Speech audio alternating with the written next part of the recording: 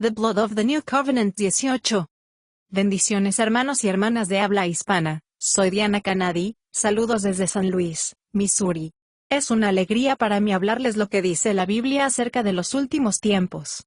Espero que esta lección sea de inspiración y motivación para su vida, a fin de que usted como hijo de Dios, madure espiritualmente y sea de bendición en su casa, su iglesia y comunidad.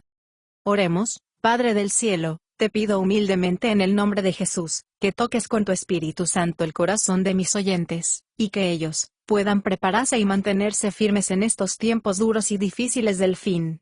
Amén. La sangre del nuevo pacto. Estamos hablando de lo que Jesús hizo en la última cena, en su última comida con sus 12 apóstoles esa noche antes de ser crucificado, cuando Jesús tomó pan, dio gracias, lo partió y lo dio a sus discípulos, diciendo: Este es mi cuerpo que es entregado por vosotros, haced esto en memoria de mí. Y luego tomó la copa y dio gracias, y les dio, diciendo: Beban de esta copa, porque es mi sangre, la sangre del nuevo pacto, que será derramado por muchos para la remisión de los pecados. Lucas 22:19, Mateo 26 del 27 al 28. Cuando Jesús regresó al cielo después de su resurrección, sus discípulos continuaron practicando, tomando el pan y el vino, que nosotros conocemos como la Santa Cena, que simboliza nuestra comunión con Él, y lo practican los creyentes católicos y protestantes. Nuestro objetivo al hablar de este tema es ayudar a comprender qué es la comunión, y por qué hacemos para que nuestra relación con el Señor se profundice, no solamente como un ritual religioso sino la conmemoración de nuestra comunión con Él.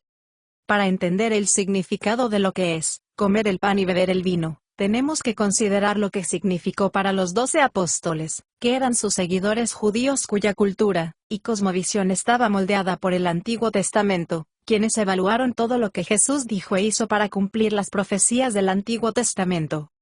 Para comprender lo que realmente es la comunión, tenemos que considerar cómo encaja la comunión en el plan eterno de redención para la humanidad, y el deseo de Dios para recuperar a su familia convirtiéndoles en hijos e hijas por la fe en su nombre, para tener comunión con ellos, que estaban descalificados y apartados de Dios por causa del pecado. En la última cena, los apóstoles no se dieron cuenta que Jesús iba a ser arrestado esa noche y crucificado al día siguiente. Se dieron una sorpresa muy dolorosa porque no comprendieron lo que Jesús les dijo durante la comida, cuando Jesús les ofreció el pan y el vino como su cuerpo y su sangre, como símbolo de su sacrificio por el pecado. Al día siguiente, ni siquiera imaginaron que, mediante su muerte en la cruz, iba a abrir el camino a la vida eterna para todos los que en Él creen.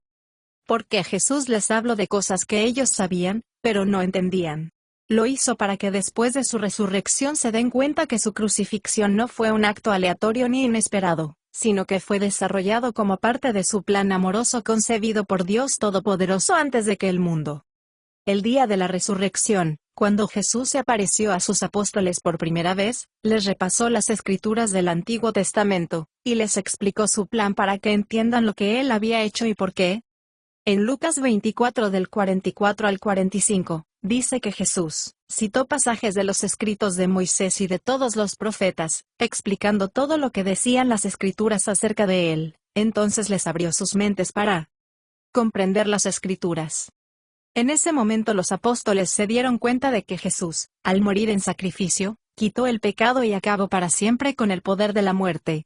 Hebreos 9:26 y 2:14. Al fin, sus discípulos llegaron a comprender que Jesús murió por los pecadores, para que pudieran ser sanos y salvos y volvieran a la casa del Padre.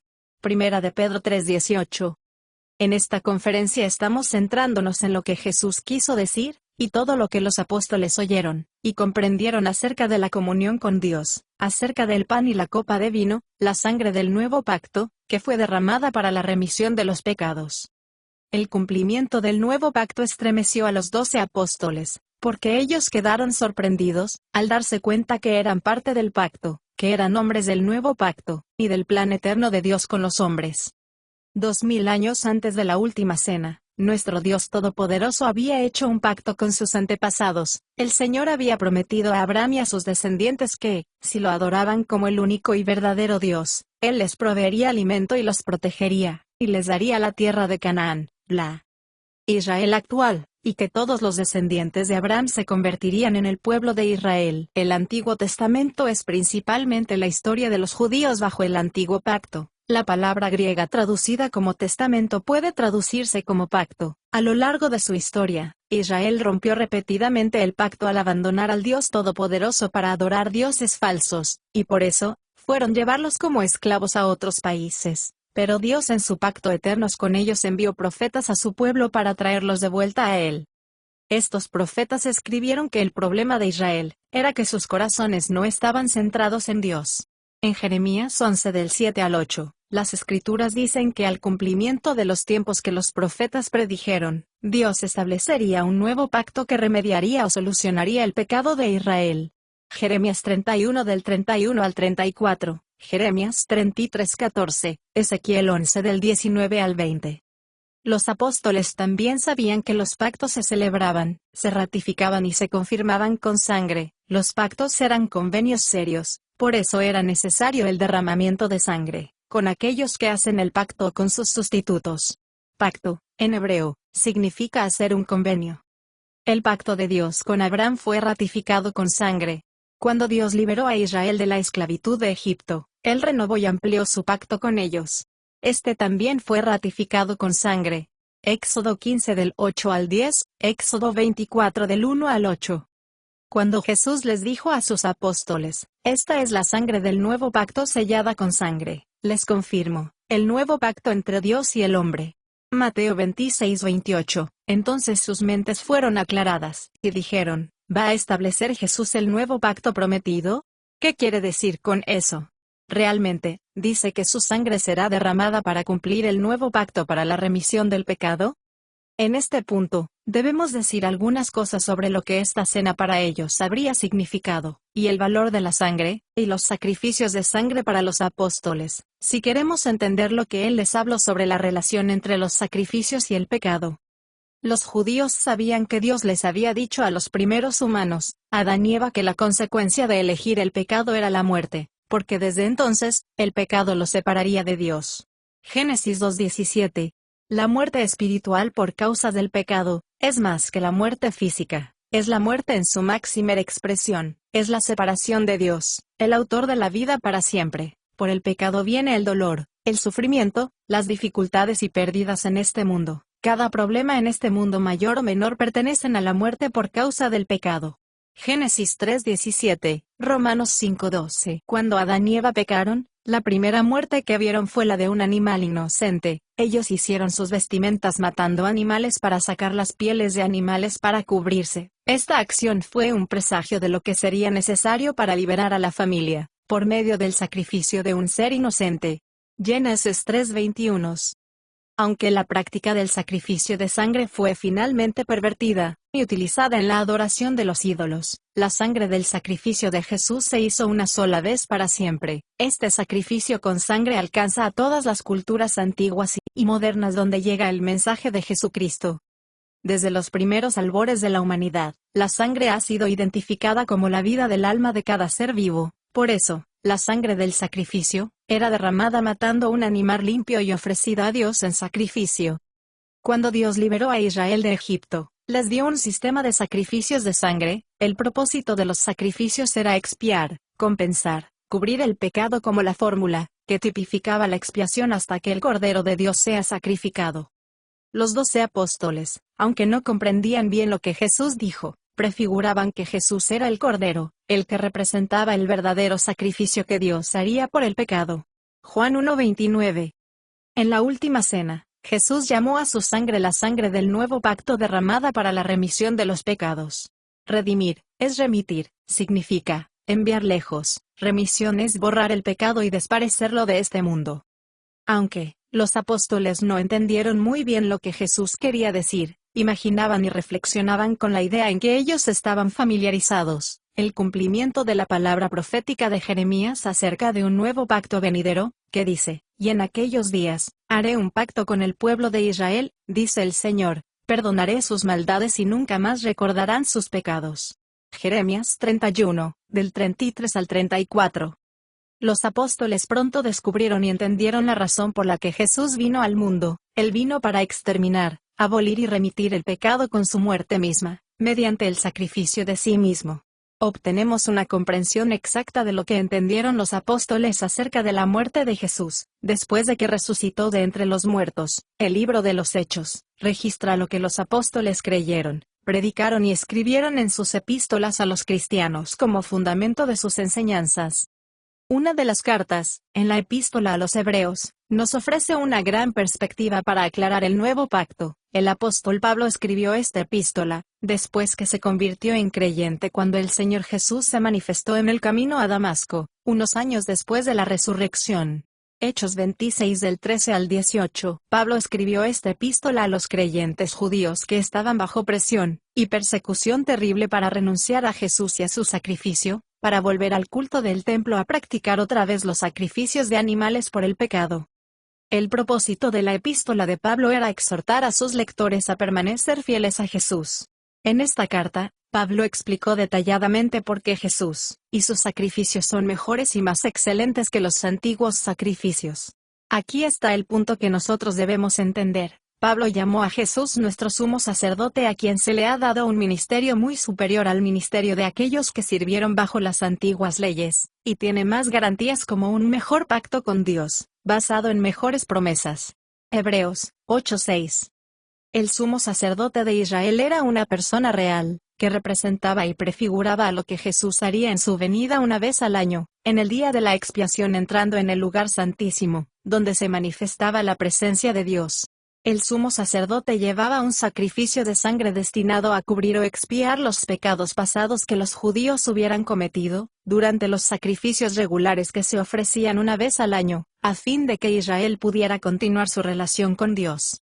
Pablo continuó diciendo que Jesús era nuestro sumo sacerdote, el único que no entró en un lugar santo hecho por el hombre, sino que entró en el cielo mismo, para presentarse ante Dios para interceder por nosotros. Hebreos 9:12.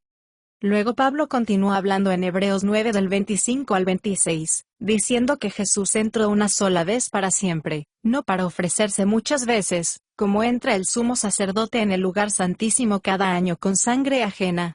De otra manera le hubiera sido necesario padecer muchas veces desde el principio del mundo, pero ahora, en la consumación de los siglos, se presentó una vez para siempre por el sacrificio de sí mismo para quitar de en medio el pecado. En Hebreos 10:1 dice, porque la ley, teniendo la sombra de los bienes venideros, no la imagen misma de las cosas, nunca puede, por los mismos sacrificios que se ofrecen continuamente cada año, hacer perfectos a los que se acercan. En Hebreos 10 del 3 al 4, dice, pero en estos sacrificios cada año se hace memoria de los pecados, porque la sangre de los toros y de los machos cabríos no puede quitar los pecados. En Hebreos 10 del 8 al 10, dice, sacrificio y ofrenda y holocaustos y expiaciones por el pecado no quisiste, ni te agradaron, las cuales cosas se ofrecen según la ley, y diciendo luego, he aquí que vengo, oh Dios, para hacer tu voluntad, quita lo primero, para establecer esto último. En esa voluntad somos santificados mediante la ofrenda del cuerpo de Jesucristo hecha una vez para siempre. En Hebreos 10:14, dice, porque con una sola ofrenda hizo perfectos para siempre a los santificados. Eso quiere decir, que los ha liberado para siempre del pecado a las personas que creen en Dios, con un sacrificio para siempre. Esto significa que hizo un sacrificio perfecto completo para alcanzar su eterno propósito. Esta palabra se usa en sentido moral, para limpiar completamente del pecado. El único sacrificio del nuevo pacto cumplió el plan establecido en la eternidad para que el hombre vuelva a tener relación con él, al ser limpiado y purificado de sus pecados. Esto no significa que no seamos todavía pecadores, sino que, como hijos de Dios al creer en Cristo, somos santos en su muerte en la cruz, y no tenemos necesidad de hacer más sacrificios para lidiar con el pecado.